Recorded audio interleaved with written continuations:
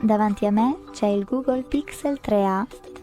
Oggi vorrei mostrarvi potete selezionare e cancellare più foto contemporaneamente.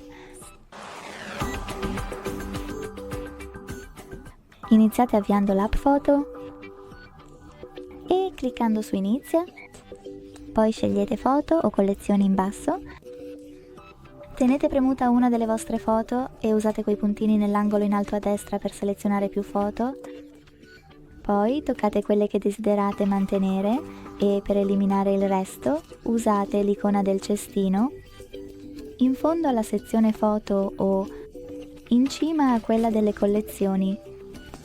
In ogni caso, dopo averlo premuto, toccate su capito e scegliete Sposta nel cestino. Grazie mille per aver guardato. Se vi è piaciuto questo video lasciate un like, un commento e iscrivetevi. Ciao!